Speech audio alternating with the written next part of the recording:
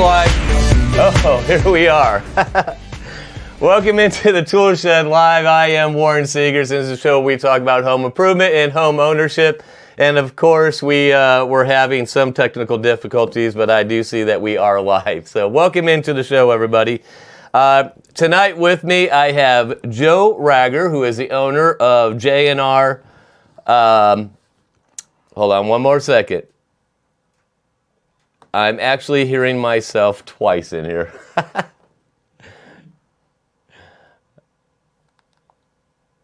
All right. Apologize for that, folks. Now I think we're good to go. You know, funny things, live broadcasting. Anyway, Joe Ragger is with me here tonight, and Joe is with JR Lawn Service, right? Yep. And you've been here before, and then later on in our show, we're going to have Steve, who is a Career Center teacher. He teaches the Construction Trade 2 course at the Elkhart Area Career Center. We're going to talk about that program, and we're also going to talk about one of the things that is like a problem in the trades force as right now is they don't have enough people to work the skilled trades like construction and plumbing and stuff like that. But anyway, Joe. Hey. Welcome to the show. Thanks for having me. Welcome to my madness. Yeah. So, Joe was here, man, was it the third show I think we did? Oh, I don't remember. I know it was in the fall. And it was early on when we started doing this, and we talked about all kinds of cool things. And I just got to tell you right now, thank you for the tip on how to mulch leaves. You did a good job. Oh my goodness, that saves so much time when it comes to raking and bagging and then burning them and everything. But real quick, let's tell the viewers right now, mulching leaves, tell them what you told me. You just have to be on it early. You can't let all the leaves fall and then try and do the mulching. It's just not going to work. But as they're falling, if you're on it right away and you mulch them up, if you make a pass, you mulch them, you make a pass again, and then you lift the deck on your mower, and it becomes just a giant blower, and you're blowing just the chaff around, which is it can be good for your lawn as well. But you can't tell that somebody didn't come in and just bag everything and haul it off your lawn. Right. Well, I know that when you did it the first time for me, and it only took you maybe an hour and a half, 2 hours at most. Yeah. And folks, you got to understand, I have a huge yard. There's a lot, and we have these oak trees, and there's just a lot of leaves that fall on the ground. And the problem with oak trees is they hang on to the leaves forever. So it's not like a maple tree, they kind of just all fall and you get rid of them. They just kept coming and coming. And I think I did it myself 2 or 3 times. So, but yeah, I mean, this just amazing. I really appreciate you showing me how to do that. So now let's talk about the opposite. We've talked about the fall. Let's talk about what's coming around the corner, spring. What do we need to know before we really start getting a good mow? Well, first of all, it's just grass doesn't die, so it's not dead. We look at it and we say, boy, that yard's dead, but it's really not. It's just dormant. And when the spring rolls around and the rains come, it naturally rises to the occasion. The roots start taking hold and the grass starts coming up, and we get that nice look. And most people want to run out and fertilize right away. Well, we live in northern Indiana, and there's a danger in that is that we can still have a freeze in April or even May. A lot of times, the professionals say don't even fertilize till late spring, which would be about the middle of May. Well, everybody's out fertilizing before then. Well, sometimes it's good and sometimes it's not. If it freezes, you're going to lose what you put down. Oh, wow. And if you wait too late, if you wait till the summer or too late in the spring as well, you're going to miss some of the weeds that you wanted to catch. Right. And so you just have to work with it. If you're doing it yourself, if you just work with your own lawn for a couple seasons, you'll figure out the right times to start and to stop, and then you fertilize a couple times during the year. So and this is a good thing because we are neighbors, so when are you going to do your lawn? It's probably going to be around the 1st of May. So I'm going to be watching, because when you do your lawn, I'm doing my lawn. That way I know I'm doing it at the right time. And you want to do it just before it rains. Right. Okay, so that when they're calling for a good rain, get out there and fertilize that lawn before that. But it's probably going to be the 1st of May for me for my own lawn. So once you put down your fertilizer, how long should you wait before you actually cut or mow? I mean, is there a waiting period? No, I mean, once you fertilize and the rain puts it in the ground, I might wait 2 or 3 days, or whatever. But if the grass needs cutting, just cut it. Okay. Yeah. So here's a big question. To thatch or not to thatch?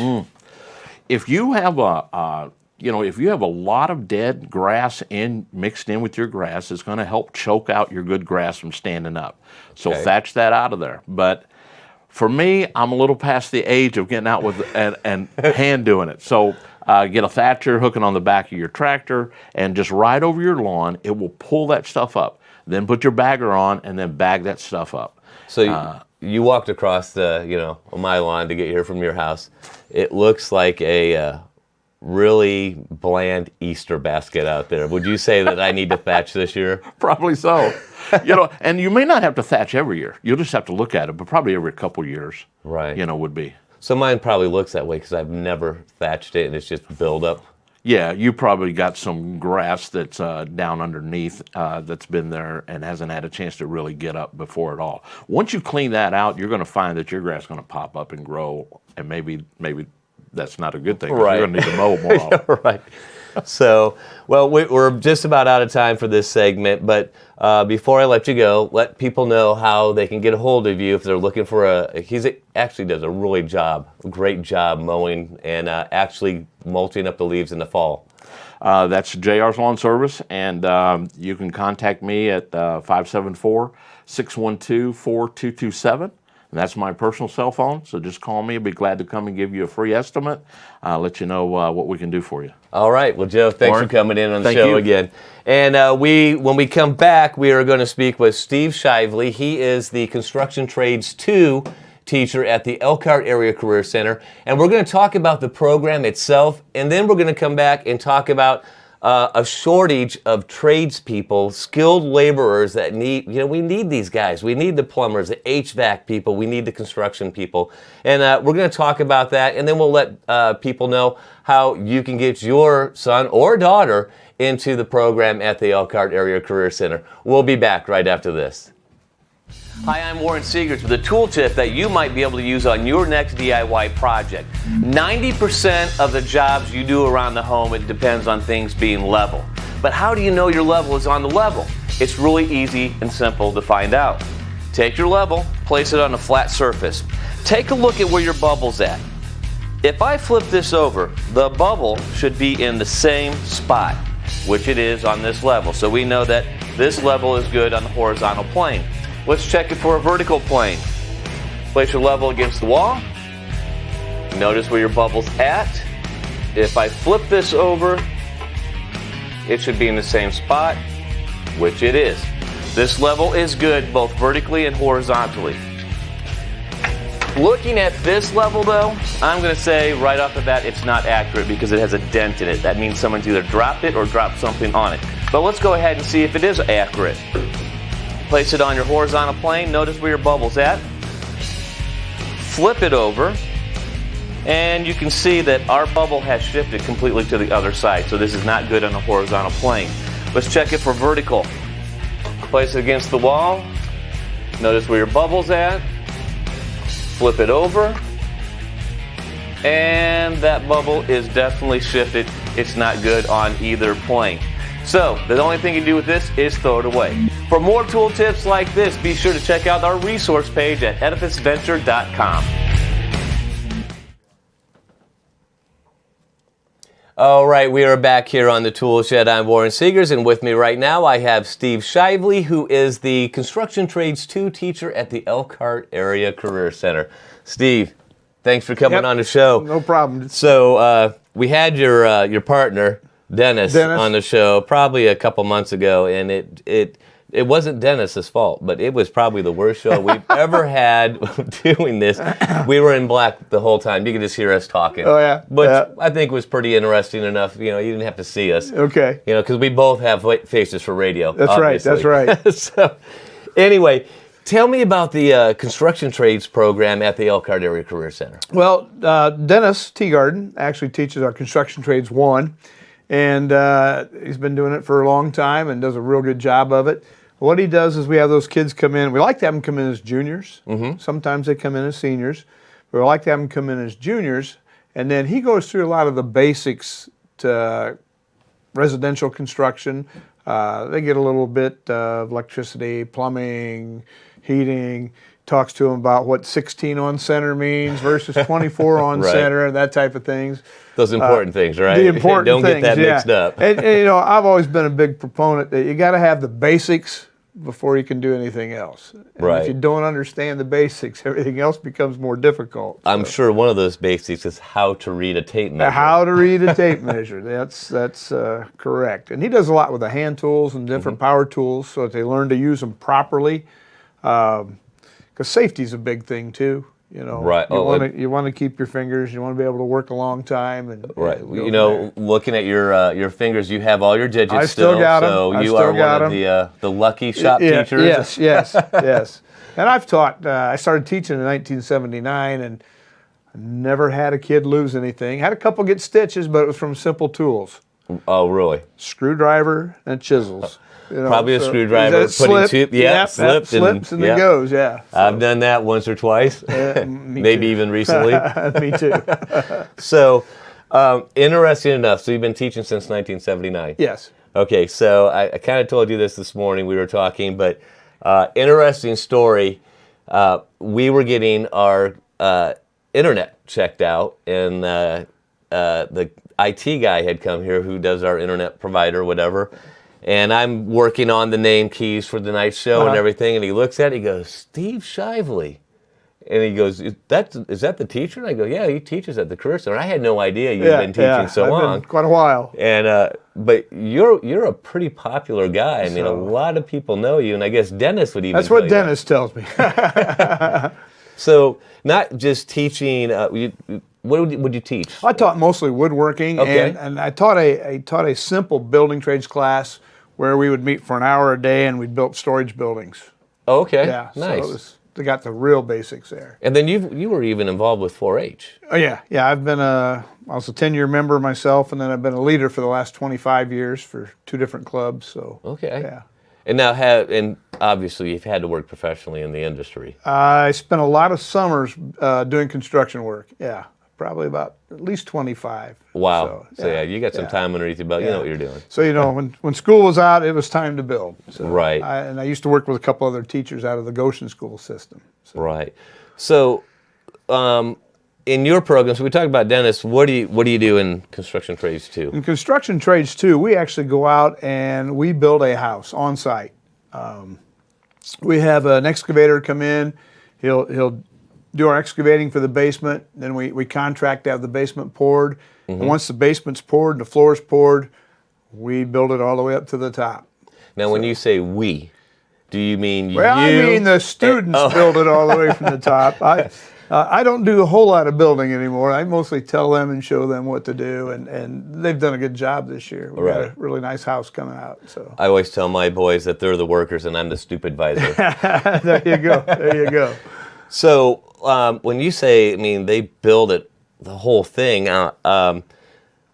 What level of construction are we talking about? This stick build? It's a stick-built house. Okay. And we'll start we build a wall rather than setting a beam through the middle of the basement. Okay. And once we get that all figured out and set, and then we start putting the flooring system on, and then we frame up the walls from there, and then we have the rafters. So a good point for people, because you just said you build a wall, so that's a support wall. Support wall, yep. So a lot of you DIYers out there, there is something that you really need to know. How do you know the difference between a support wall and just a wall? What can you take out? What can't you take out? I know the answer, but I want to hear it from you. Well, if there's a weight sitting over the top of it, it's a support wall. Right. And usually it's like a double 2x4. We actually we build a 2x6 wall down the center of the basement. Oh, okay. Yeah. And then we put a double top plate on, and then we come in and set the floor joists on top of there. So I might be a little bit behind the times. Is that standard construction now? It's one of them. I mean, there's a lot of different ways to do things. So Right. Yeah. So you got 2x6, then with a double header plate. Double plate. Yep. Wow. Yeah. Okay. So now, do all the kids do all the different things, or do they specialize? No, I try to spread it out for them because Okay. the more experience they get, the more they're going to learn. And I've always been big on hands-on. That's the best way for me to learn. Right. Is hands-on and watching. And I have the kids. I mean, they need to try it. Exactly. If they're not going to try it, well, they're not going to learn it. But if they make a mistake, they make a mistake. But that's something else I always figure in. I said, now, if you're on a job and you make a mistake, what's that going to cost your employer? We look Right. at materials that might have got wasted, time to put it up, time to tear it back out, and time to rebuild it. So, and I try to put that in dollars and cents for them too, to see, once you get everything down and you learn to do it, I mean, you get faster too down the road, and you make your employer a little more money. So Exactly. And some of these kids may eventually go out and be just a contractor themselves. yeah. So do you teach costing and I all that? I try to add all that in, as well as the safety, and we talk about following codes, because we're inspected pretty regularly by the county inspectors, and they've been pretty happy with what we're doing so far. So yeah, when you bring the inspectors in, we're talking that's the real deal. That's the real deal. These they guys can make are gonna or break it for you. It's either go or no go. There's no in between. Nope. So when the inspectors do come in, do they find things? Usually. This year we did pretty good. They came in to do our rough-in inspections, and we were good to go. So when you have a no-go, what kind of learning experience is that for the students? Well, what we do is we get on a no-go, we get the sheet that says, we failed, and they list what was wrong. Right. They list what was wrong. So we go back and we look at that and see what we need to change, what we need to redo, why we didn't have it right the first time, and what you have to do to what get we it have right to do to get it the right. next time. So, yeah. So do you use that for a learning experience when the inspector comes in? Do you have the students follow them around? Not usually. He likes to usually stay to themselves, and I Right. usually follow him around. So that way, if he's got questions or if I have questions, that. Do you follow them around with a cup of coffee and a box of donuts? No, Like, how you doing, sir? No. That doesn't work? That doesn't work. Yeah. I've tried that tactic before, and they just looked at me funny. No, it doesn't work. They're probably thinking, get out of my way. Right. So, 2-year program, obviously juniors. The first year, and then seniors in the second year. Right. Yeah. So how many, I guess you don't have to come as a junior. They can come as a first year. Yeah, they can come as a first-year senior. And a lot of times, if they come as a first-year senior, they'll start out in Construction 1. And then as we get our building process going, sometimes I need some extra kids out there. So you work them in. We work them in. I'll get a couple out of that class, a couple of seniors, and they'll come out and help us. For instance, when we set our rafters, our trusses this year were 42 feet long. Whoa. And, I've got 8 kids in the morning class, and so we had a crane come in, and he's lifting everything up. So you need people to hook them on, you need people to set them on each edge, move them in, and then you need people to nail them down on the edges, and then also put some bracing on while they're coming up. 'Cause wow.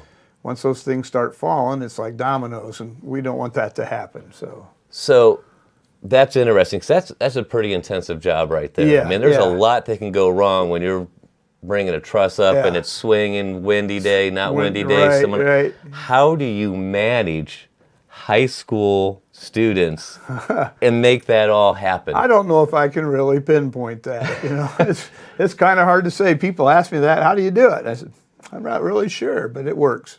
I think, because I teach at the Career Center also, but I think when it comes down to it, they're still kids. Yeah. But when it comes down to the real deal that, hey, we're really doing this for real. Right. It's like they get real serious. They get serious and things happen. And I do explain to them how serious it is going up, because if like I said, if they start to go, if we lose them, it's a domino effect. They can all go, and it's not a cheap Right. cheap thing either. So that's one of the ways when they're falling over sideways, they tend to crack a lot. Right, The strength is right, just straight down, right. not side to side So- kind of falls. So, all right, well, great. We're going to take a quick break, and then when we come back, I want to kind of talk about, the shortages that are out there right now in the skilled trades, and then we'll give people some information on how they can get involved into the program at the Elkhart Area Career Center. Sounds good. All right, so we'll be back right after this. Don't go anywhere. Stay tuned. You begin as one. One person, one commitment. You sign the dotted line. You become part of something greater. Your service begins. Your mission begins. Your circle grows. You are supported by a network that understands. You return, but it doesn't stop there. Your exit is only the beginning. Your network continues to grow. You are connected to a legacy of blood, sweat, and tears, and with them, your service continues. Your new mission, fight to preserve the rights our brothers and sisters have earned. From enacting great change on Capitol Hill to providing much-needed support to America's veterans, military families, and our local communities, our strength lies within the heart of each individual member. We began as one. Now we are the millions who have served. We are the voice for veterans everywhere, and together we cannot be ignored. Ethan and Gizmo, best friends since July 7, 2011. Chris and Luna have been best friends for 2 years. Riley and Frankie have been best friends since 2017. Beth and Thurza, best friends since 2017. Your next best friend is waiting for you at the Elkhart County Humane Society. For more information on adoption, visit elkharthumanesociety.org. And we are back with the Tool Shed. Of course, we talk about home improvement and ownership. Today, we are talking with Steve Shivley, who is the Construction Trades 2 teacher at the Elkhart Area Career Center. And I guess this is a good transition talking about the trades and the jobs that are available out there right now. So we were just talking in the break that not only do the kids get to work with you, but they do get some interaction with professionals in the industry. Tell me a little bit about that. We subcontract our basement walls and our flat work, and they'll let the kids work right along with them. Even our excavator, when he's there, he'll let them get up into the excavator and let them run let them have a little feel on how it goes there. And we subcontract out with a local electrician. Okay. And when they come in, they have the kids work right along beside them. They tell them about pulling wires, and they talk about how to hook up the receps. And so the kids get a feel on again, working with the professional and then actually seeing how to do a lot of that. We subcontracted our heating, our mechanicals. Okay. And again, the gentleman that we had come in, he had worked with the Penn and Mishawaka building trade programs too, so he's used to working with the kids. So he's got them putting ductwork up and the whole shebang there. So wow. So let's talk about plumbing. Okay. Do you still go copper, where you're sweating the pipes, or do you do We do PEX. Yeah. We do PEX. Yeah, it's a lot simpler than sweating copper, and it's pretty forgiving. And yeah. So how long have you been using PEX? Actually, since I've only been at the Career Center for a couple of years, this is the first I've ever been around PEX. Really? Yeah, because I'm pretty much old school.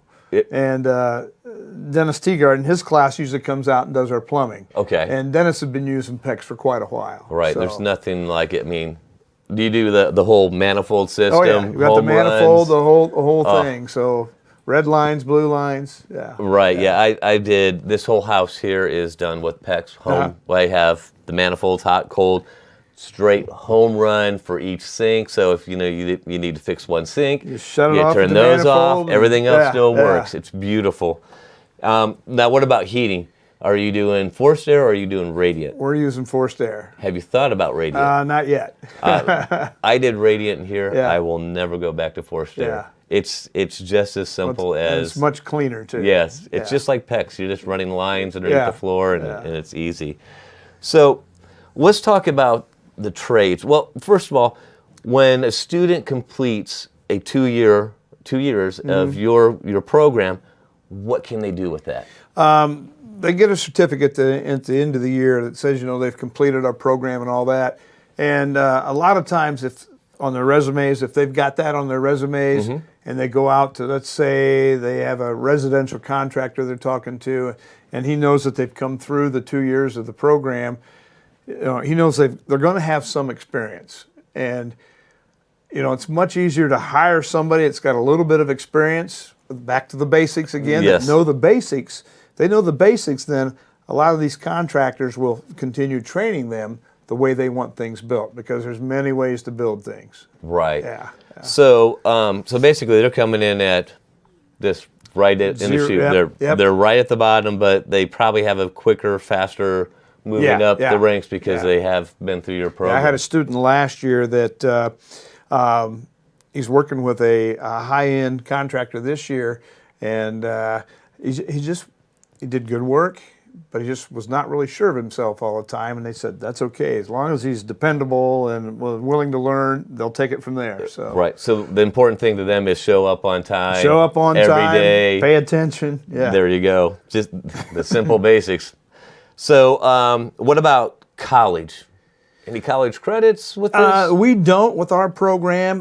We are set up with the Contractors Union down in Warsaw. They got a training school down there. Okay. And we actually use their curriculum. So if a student comes through our program and wants to go into the union for their training, they have 1 year's experience or credit towards that. Is that called a journeyman? That's not quite a journeyman yet, but they'll give them. But it gives them a year. They're a year ahead of everybody else once they get out. Yeah.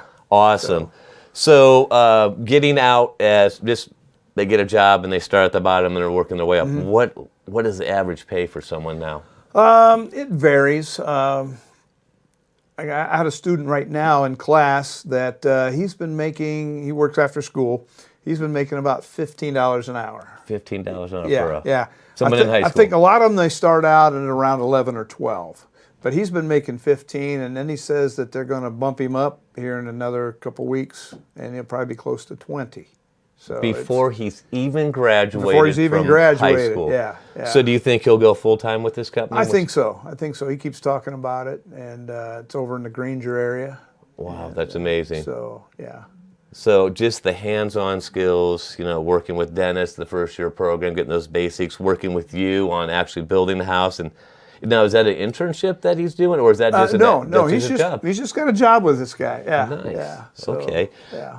What about college? Can they go on to college? They could go on to college. Yeah. And if you go on to college, what would that do for you? Well, what I always tell people is we teach life skills. Right. So they'll have some life skills going on to college. Because it really doesn't. It depends what they're going to college for too. I mean, if they're going on to like a vocational school, an Ivy Tech or something like that, it could probably help them with some of their courses there. Construction management classes. Okay. If they go into a construction management class, say go to Purdue or some engineering, they've got ideas now how things go together. That could be a project manager. Manager, yeah, okay. Yeah. It could help them put them up on another level there because they've had the basics, and they can understand a little bit about that. I know in the past I've done some projects where the people that have designed them looks good on paper, right? But when it comes to actually building it and putting it together, no. So I'm going to go a little bit longer than we normally. We're kind of out of time, but it's not a real TV show. We're on Facebook. We can extend it just a little bit because I want to talk about the profession. I mean, what is it like out there in the workforce? I mean, I just keep hearing that they're just looking for skilled laborers, and what's causing that? Well, I blame it on. This is another reason I got back into teaching again.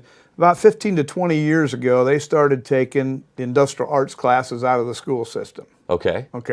So now we're getting kids that don't have any tool experience, any building experience. They've got video game experience, but they have no idea how to put something together. They can build anything they want on Roblox on the computer game, right? Yeah, but to actually get down and do it, and I was fortunate. I finished my teaching career down at Northwood, and we still had the wood shop there and the building trades class, but you don't find many of the wood shop classes anymore. And when I grew up, I had both my grandparents were both sides were farmers, and they did a lot of carpentry on the side and cabinet building. So I was always in the shop with them and Right. learning that, or even home, Dad, you know, in the garage. We had a garage full of tools and always building things out there. You know, a lot of kids don't have that anymore. Right. You know. And I think that's sad. Yeah. Because yeah. I was like you. My dad we didn't hire people to come in and fix things. Right. We fixed it ourselves. right. My dad wanted a tool shed. We built a tool built shed. a tool shed. Yeah, And of course, I mean, it's carried over with what I do and with with my kids. We're just handy people. Right. What are you hearing from like your advisory board on filling the industry? They are begging for people. Wow. Yeah. Because again, kids were going into other things, not construction related or anything like that. You know, plumbers. I think that I heard the average age of a plumber is 58. So they're getting Yeah. to the end of And their a career. lot of them are getting ready to retire. And not enough coming Yeah, yeah. Bricklayers. We've got a union bricklayer on our advisory board. He's just begging for people. in. Amazing. I mean, So, I mean, someone coming into your program and doing 2 years, I mean, they can literally yeah, just they can, right that into a job. That can help them, yeah. How often does that happen? I'd say I don't know if I could put a percentage on it or not, but it's pretty common. It's pretty Wow. common. Yeah. That's amazing. Well, great. Thanks for coming in. yeah. Before we let you go, Okay. if you are interested in the construction trades curriculum at the Elkhart Area Career Center, just go to myeacc.org. And there'll be information on there. Or the best way they can do this is talk to your high school counselor at your home school, because it's not just Elkhart students Right. that come to the Career Quite Center. a few different schools. It's like Edwardsburg. I have them from Edwardsburg, Northridge, Concord, Central Memorial, Northwood, Bremen, Jimtown, Bremen. Yeah. Yeah. Have So students from all over. most likely, if you're in the Michiana area, you can come here to the Career Center. But talk to your high school counselor. Once a year, we usually do a open house. Also, that's in January. Sometime. But I also know that parents, if you're out there watching and you think this might be something that would suit your son or daughter, if you call the Career Center, 262-5650, I know that the counselors will be willing to talk to you, and sometimes they bring... Yeah, well, they'll bring students and parents out to meet with us and take a tour of the shop area and kind of go from there. Exactly, yeah. So, Steve, Yep. thanks for coming you're in the welcome. show. Enjoyed it. And yeah, we'll, one of these days I'll have to come out there with the camera and actually get some video and play it back here so people can see what you guys do. You have to come quick because they're drywalling. Right? Get all the drywall up right now. Yeah, because we are getting close to the end of the year, so that house has to be getting... So it's got to be... starting to look like a house now, right? Yep. All right. Well, thanks for watching and tuning in to the Tool Shed.